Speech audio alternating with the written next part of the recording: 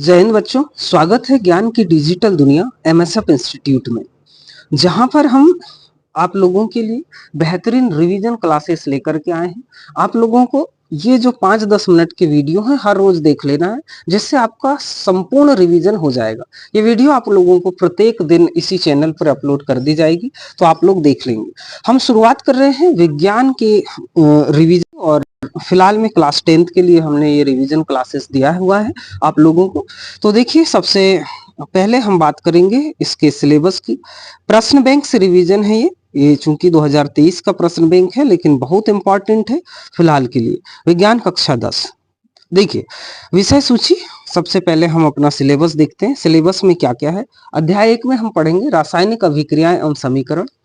अध्याय 2 हमारा रहेगा अम्ल, क्षार एवं लवण। अध्याय 3 में धातु एवं अधातु। अध्याय 4 है कार्बन एवं उसके यौगिक। अध्याय 6 जैव प्रक्रम। अध्याय 7 नियंत्रण एवं समन्वय। अध्याय 8 में होगा जीव जनन कैसे करते हैं। अध्याय 9 आनुवांशिकता। अध्याय 10 में प्रकाश का परावर्तन एवं अपवर्तन।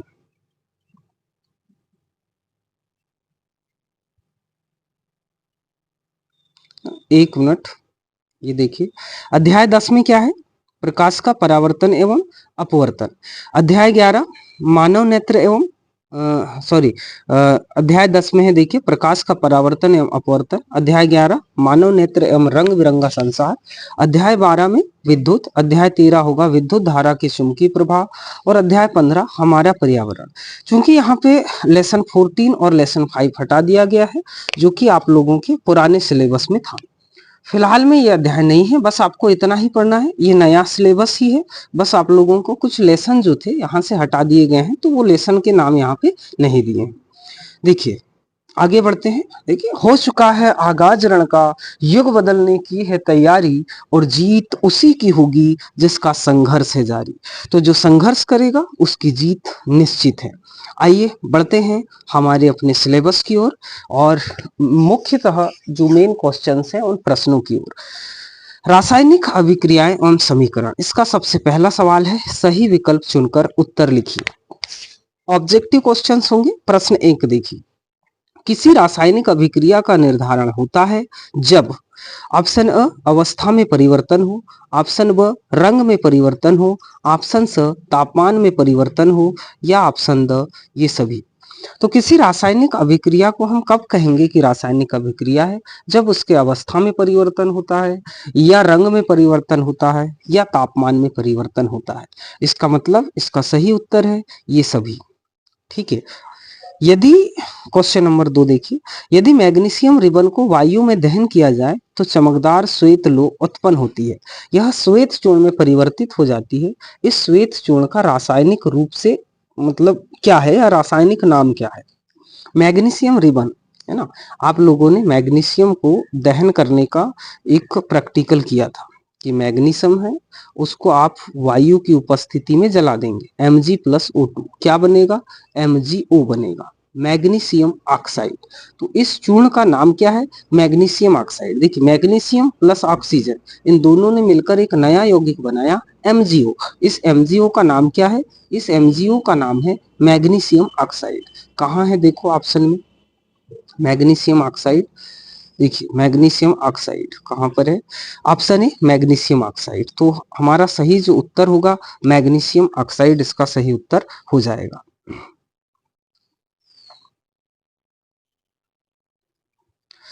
अगला क्वेश्चन देखिए, प्रश्न क्रमांक 3, कैल्शियम ऑक्साइड की जल के साथ अभिक्रिया किस प्रकार की होती है? कैल्शियम ऑक्साइड, कैल्शियम ऑक्साइड आप लोगों ने देखा होगा चूना पत्थर CaO।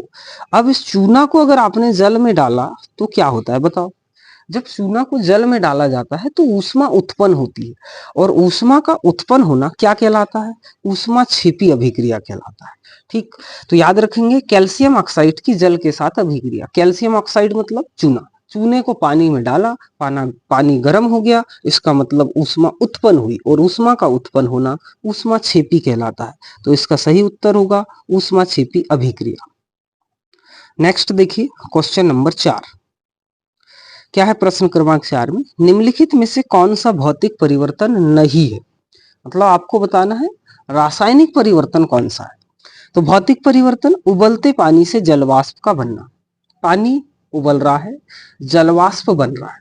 जलवाष्प को अगर आप ठंडा करोगे तो वापस से पानी बन जाएगा। इसका मतलब इसमें कुछ नया नहीं हुआ, और जब कुछ नया नहीं होता तो वह भौतिक परिवर्तन होता है। कोई नया पदार्थ अगर बन जाए तब हम उसको कहते हैं रासायनिक परिवर्तन। तो यहाँ पर तो कोई नया पदार्थ नहीं बन रहा है, क्योंकि पानी से जलवाष्प बन रहा है। जलवाष्प को हम वापस जल बना सकते हैं। दूसरा है एलपीजी का दहन। एलपीजी मतलब लिक्विड पेट्रोलियम गैस। वही एलपीजी जिससे आप चाय बनाते हैं, वही एलपीजी जिससे आप खाना बनाते हैं। अगर आप खाना पकाने वाली गैस को एक बार जला दिए और उसके बाद में वापस उसको गैस बना सकते हो? नहीं हो सकता। इसका मतलब एलपीजी का जो दहन है यही रासायनिक परिवर्तन है। अगला और पढ़ लेते हैं हम। देखिए अगला क्या है, बर्फ का पिघलकर जल बनना। अगर बर्फ पिघल करके जल बनेगी तो जल को हम फ्रिज में डाल के फिर से बर्फ बना सकते हैं ना, कोई बड़ी बात नहीं है। नमक का पानी में घुलना।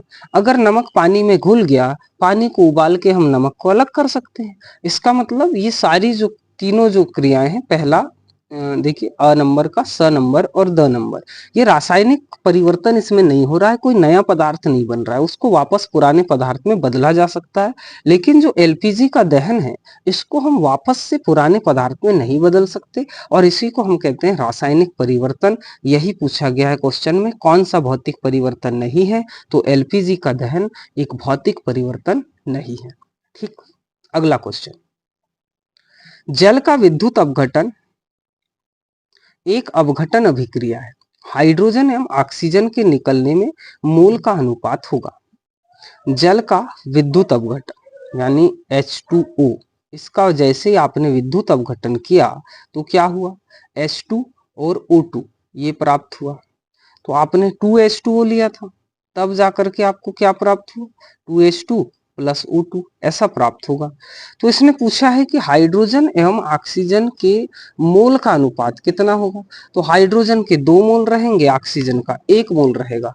ये देखो 2:1 है ना, यहाँ पे 2 है और यहाँ पे 1 है, तो ऐसा याद रखेंगे आप लोग, है ना। O2 का मतलब 1, तो इसका सही उत्तर होगा 2:1।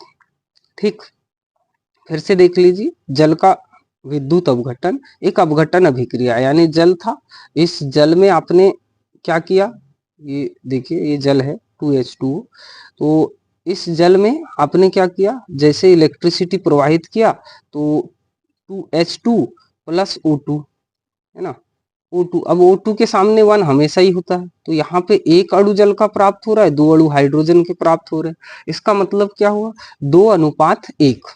तो आपका सही उत्तर होगा 2:1। इसका भी सही उत्तर ब number. Question number 6। Question number 6 है, देर तक सिल्वर क्लोराइड को सूर्य के प्रकाश में रखने पर वह काला पड़ जाता है, क्योंकि सिल्वर क्लोराइड के विखंडन से सिल्वर बनता है, सिल्वर क्लोराइड का ऊर्ध्वपातन हो जाता है, सिल्वर क्लोराइड से क्लोरीन गैस का अपघटन हो जाता है, या सिल्वर क्लोराइड का उपचयन हो जाता है। ध्यान से सुनो, आपके पास में था सिल्वर क्लोराइड AgCl2। ठीक, अब हमने कहा ये जो AgCl2 है, जैसे ही इसको हम सूर्य के प्रकाश में रखेंगे तो क्या प्राप्त होगा, आपको Ag प्राप्त होगा।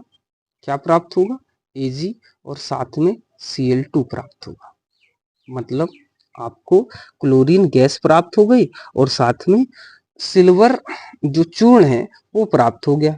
तो सिल्वर क्लोराइड के विखंडन से सिल्वर बनता है, इसीलिए काला हो जाता है।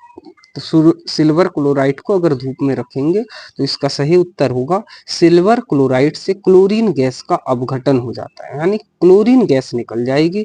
इसका ऑप्शन स सही होगा। पर 1 मिनट हम इसको चेक कर लेते हैं। क्वेश्चन नंबर 6,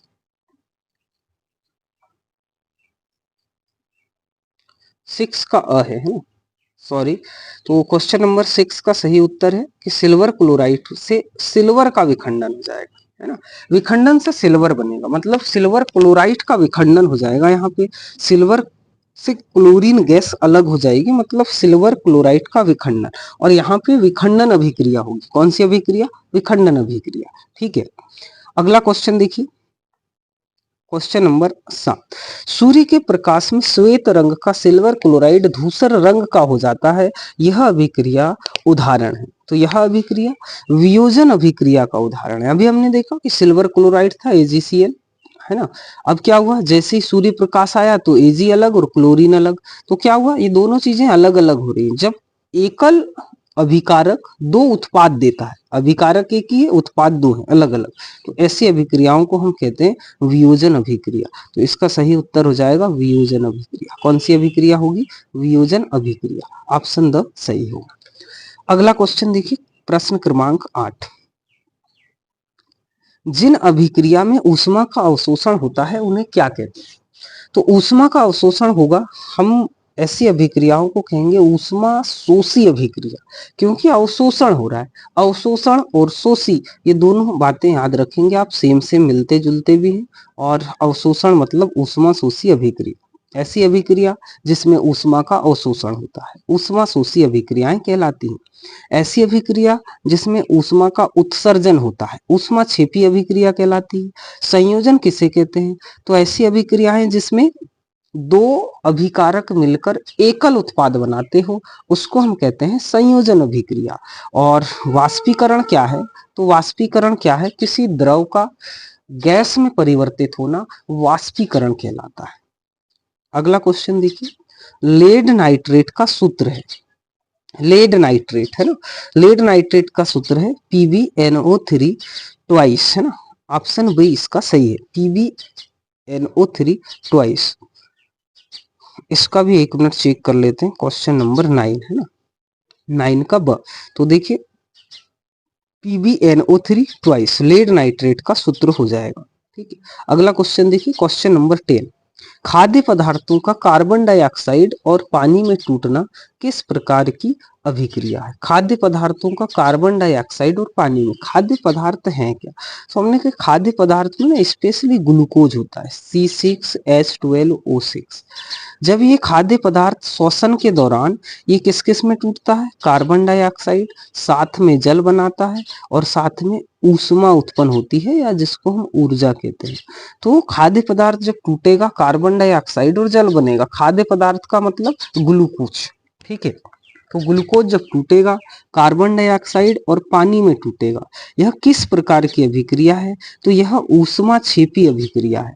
कौन सी अभिक्रिया, ऊष्मा क्षेपी। क्यों, क्योंकि इससे ऊष्मा का उत्सर्जन होता है, ठीक है।